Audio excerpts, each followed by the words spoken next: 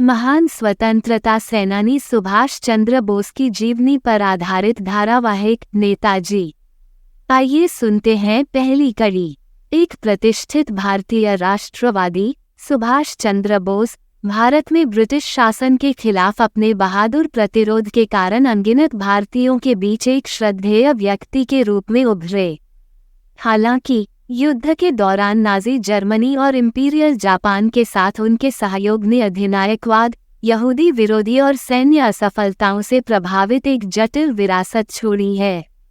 नेताजी की सम्मानित उपाधि, जिसका हिंदी में अर्थ है माननीय नेता, शुरुआत में बोस को इंडिशे लीजन के भारतीय सैनिकों द्वारा और बाद में बर्लिन में भारत के लिए विशेष ब्यूरो में जर्मन और भारतीय अधिकारियों द्वारा प्रदान किया गया था। आज ये सम्माननीय उपाधि पूरे भारत में गूंजती है।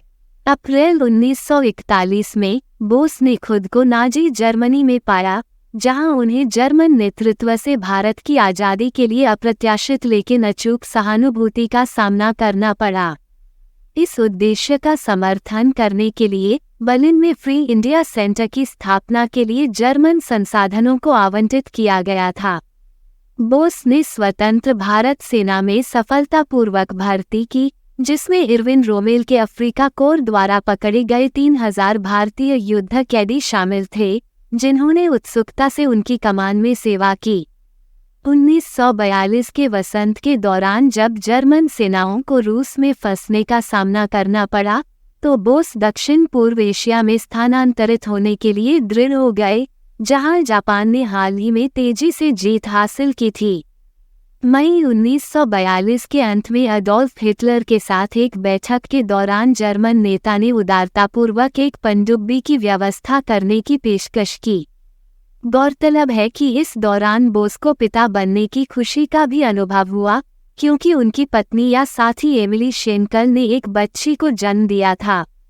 दूरी राष्ट्रों के साथ गहराई से जुड़ने के बाद बोस फरवरी 1943 में एक जर्मन पनडुब्बी पर सवार हुए, जिसे अंततः मेडागास्कर के पास एक जापानी पनडुब्बी में स्थानांतरित कर दिया गया। वहां से वो मई 1943 में जापान के कब्जे वाले सुमात्रा में सुरक्षित रूप से उतरे। सुभाष बोस का जन्म ब्रिटिश राज के दौरान उड़ीसा में अपार धन और विशेषाधिकार के साथ एक प्रमुख बंगाली परिवार में हुआ था। प्रतिष्ठित एंग्लो केंद्रित शिक्षा प्राप्त करने के बाद कॉलेज पूरा करने के बाद उन्हें भारतीय सिविल सेवा परीक्षा देने के लिए इंग्लैंड भेजा गया। उल्लेखनीय विशिष्टता के साथ उन्होंने महत्वपूर्ण प्रारंभिक परीक्षा सफलतापूर्वक उत्तीर्ण की। हालांकि राष्ट्रवाद की गहरी भावना से प्रेरित होकर उन्होंने अंततः अंतिम परीक्षा नहीं देने का फैसला किया। 1921 में भारत लौटकर बोस महात्मा गांधी और भारतीय राष्ट्रीय कांग्रेस के नेतृत्व वाले राष्ट्रवादी आंदोलन में शामिल हो गए। खुद को जवाहरलाल नेहरू के साथ जोड़ते हुए उन्होंने कांग्रेस के भीतर एक गुट बनाया जो केवल संवैधानिक सुधार के बजाय समाजवाद की वकालत करता था, जिससे उनके दूरदर्शी नेतृत्व का प्रदर्शन हुआ। 1938 में बोस कांग्रेस अध्यक्ष के सम्मानित पद तक पहुंचे। 1939 में उनके दोबारा चुने जाने के बावजूद उनके और गांधी सहित अन्य कांग्रेस नेताओं के बीच असंतोष उभर आया, जिसका मुख्य कारण ब्रिटिश भारत और रियासतों के भविष्य के शासन के संबंध में परस्पर विरोधी विचारधाराएं थीं। इसके अलावा अहिंसा के प्रति बोस के अटूट समर्पण और अधिकार बढ़ाने की उनकी इच्छा ने तनाव को बढ़ा दिया। इन महत्वाकांक्षी योजनाओं ने कांग्रेस नेतृत्व के भीतर बेचैनी पैदा कर दी। विरोध में कांग्रेस कार्य समिति के कई सदस्यों के इस्तीफे के बाद बोस ने स्वयं अपनी अध्यक्षता छोड़ दी और अंततः उन्हें पार्टी से निष्कासित कर दिया गया। हार का सामना करते हुए बोस ने सोवियत संघ से समर्थन पाने की उम्मीद के साथ मंचूरिया में शरण लेने का निर्णय लिया, जिसके बारे में उनका मानना था कि वह ब्रिटिश विरोधी हो गया था। दुखद रूप से जापानी ताइवान में एक विमान दुर्घटना में 3rd डिग्री जलने के कारण उनकी मृत्यु हो गई। जबकि बोस की देशभक्ति की भारतीय राष्ट्रवाद के मुख्य साधन भारतीय राष्ट्रीय कांग्रेस ने प्रशंसा की, उन्होंने खुद को उनकी रणनीति और विचारधारा से दूर कर लिया। आईने द्वारा ब्रिटिश राज को कभी भी गंभीर खतरा नहीं था। सुभाष चंद्र बोस का जन्म ब्रिटिश भारत में कटक, उड़ीसा में 13 बच्चों के परिवार में हुआ था। उनके पिता जानकीनाथ बोस एक सफल वकील थे जो ब्रिटिश भारत के प्रति वफादार रहे। इसके बावजूद उन्होंने अपनी ग्रामीण जड़ों से जुड़ाव बनाए रखा और हर साल पूजा की छुट्टियों के दौरान अपने गांव लौटते थे। जापानियों के समर्थन से बोस ने भारतीय राष्ट्रीय सेना आईएनए को पुनर्जीवित किया, जिसमें ब्रिटिश भारतीय सेना के भारतीय युद्ध कैदी शामिल थे, जिन्हें सिंगापुर की लड़ाई के दौरान जापानियों ने पकड़ लिया था।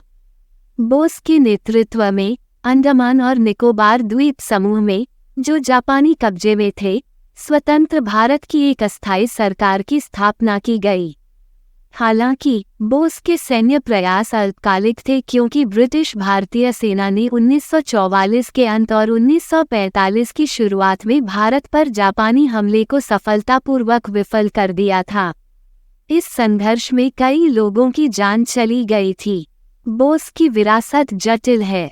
भारत में उन्हें एक नायक के रूप में सम्मानित किया जाता है।